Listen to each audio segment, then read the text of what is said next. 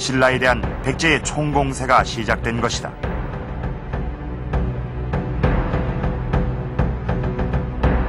왕이 몸소 이제 전장에 나가서 작전을 지휘하고 그리고 이제 전쟁을 이제 치르게 된 것인데 이것은 이제 전쟁의 어떤 비중이 크다는 것을 알려주는 동시에 이 전쟁에서 승리하게 되면 이제 국왕의 권위랄까 왕권이라고 하는 것이 크게 강화되게 마련인 것입니다. 이러한 것을 노리고서 이제 의자왕은 몸소 대신라 전쟁에 친정을 단행했다라고 이제 볼 수가 있겠고요. 그리고 이제 40여 개의 성을 일거에 좀 더 장악을 함으로써 의자왕의 어떤 권위랄까 왕권의 어떤 위상은 이제 크게 이제 증대됐다 이렇게 볼 수가 있습니다. 의자왕은 집권 20년 동안 10여 차례 신라와 전쟁을 벌였다. 2년에 한 번꼴로 전쟁을 했다는 것이다. 의자왕의 끊임없는 신라 정벌 이면엔 백제의 오랜 아픔이 있다.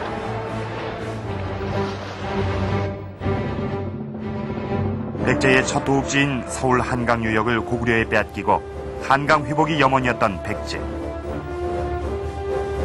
백제는 신라와 손을 잡고 고구려를 몰아내고 한강 유역을 회복한다. 그러나 곧바로 신라는 백제가 되찾은 한강 하류 지역을 급습한다. 이 한강 유역은 이제 백제의 발상지가 되겠습니다. 한성 백제가 이제 자리 잡고 있었던 곳이고요. 그리고 이제 76년 만에 백제는 나제 동맹을 적절하게 이용해서 성황대에 와가지고 한강 유역을 또 회복하기까지 했던 것입니다. 그런데 신라의 그 배신 행위로 인해서 이제 한강 유역을 상실하게 됐기 때문에 이곳을 회복해야 되겠다는 그런 열망과 이상, 이것이 이제 백제의 사람들은 이제 뜨겁게 가지고 있었고, 그 같은 염원을 이제 이루기 위해서 의자왕은 이 한강 유역 탈환에 대해서 이제 박차를 가하게 됐던 것입니다. 그렇기 때문에 의자왕의 제1 목표는 빼앗긴 땅을 되찾는 것이었다. 의자왕은 낙동강 동쪽으로 신라를 몰아내고 소백산 너머까지 영역을 넓혔다.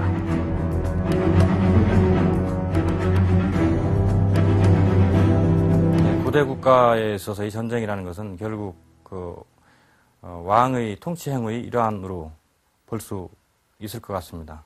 의자왕이 신라에 대한 공격을 지속적으로 수행할 수 있었다는 것은 결국 내부적으로 의자왕의 정치가 성공을 거두고 있다는 것을 의미하는 것으로 볼 수 있고, 그렇기 때문에 그것을 기반으로 해서 이와 같은 신라에 대한 공격이 가능했던 것이 아닌가 생각됩니다. 끊임없는 정복전쟁이 가능했던 배경엔 안정적인 국정 운영을 기반으로 한 강한 국력이 있었다. 의자왕 때의 강성함은 정림사지 5층 석탑에서 확인된다. 왕성의 중심 사찰인 정림사는 백제가 망할 때 불에 타 흔적도 없이 사라지고 지금은 석탑만 남았다. 백제의 영광을 자랑하던 정림사지 5층 석탑. 석탑엔 백제 멸망 때의 모습이 그대로 남아있다.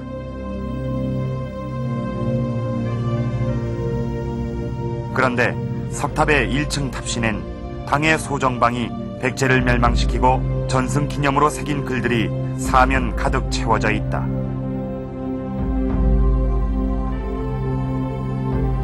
탑신 가장자리엔 대당 평 백제국비란 글이 선명하다.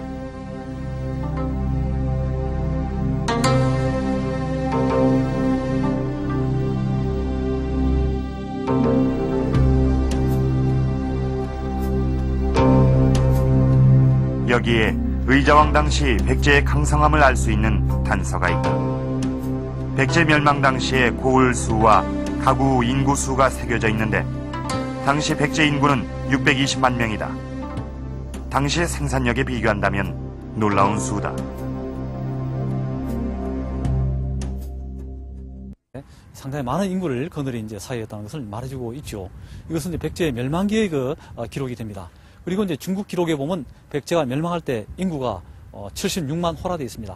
1호당 5명씩 잡는다면 한 400만 정도가 된 것이죠.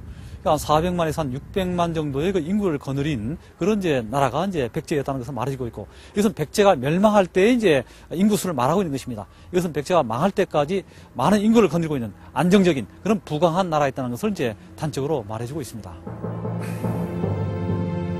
의자왕은 안정적인 내치를 기반으로 끊임없는 정복 활동을 벌여온 강력한 정복군주였다는 것을 말해주고 있다.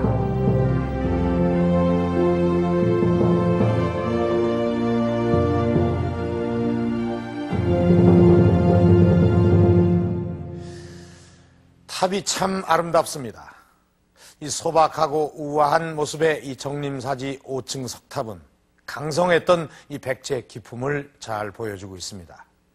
백제가 멸망하던 의자왕 때도 백제는 강성한 나라였습니다. 의자왕 때 백제가 강성했다는 것은 당시 신라를 지배하고 있던 진덕여왕과 김유신의 대화에서도 잘 나타나고 있습니다. 당시의 경주로 잠시 가보겠습니다.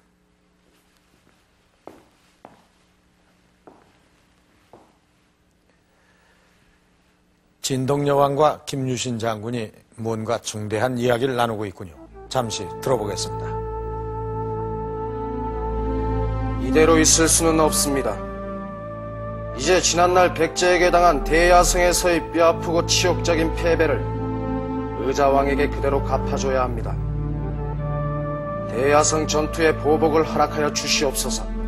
장군, 우리가 어찌 그날의 치욕스런 참패를 잊을 수가 있겠소.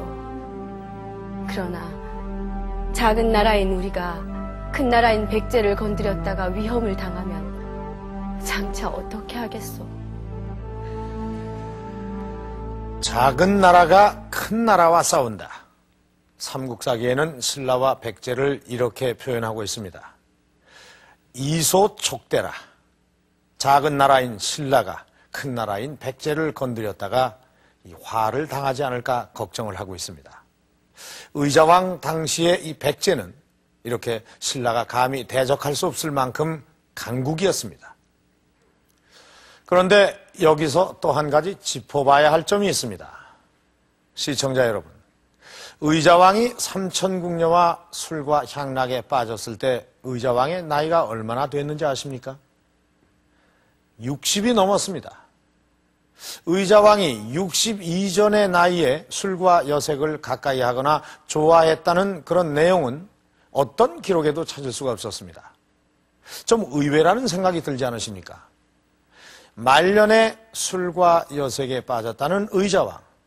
그 의자왕에게는 삼천궁녀에 가려진 진실이 숨겨져 있었습니다.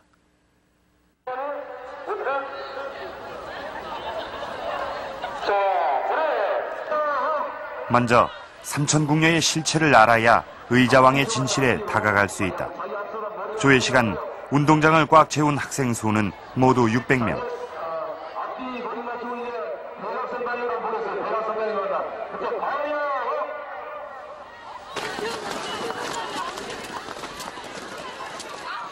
삼천궁녀는 이보다 5배나 더 많다는 것이다. 삼천궁녀란 얼마나 많은 수인가.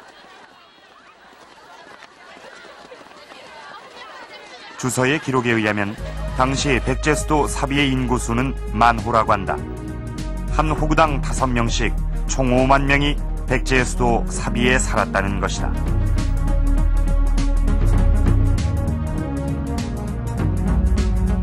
궁녀의 숫자를 한번 보자. 전체 인구 중 궁녀의 비율을 따져보자. 5만 명 중 여성이 2만 5천 명.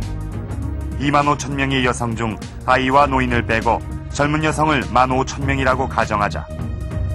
그렇다면 사비도성의 젊은 여성 20%가 다 궁녀란 얘기가 된다. 이번엔 먹는 식량을 따져보자.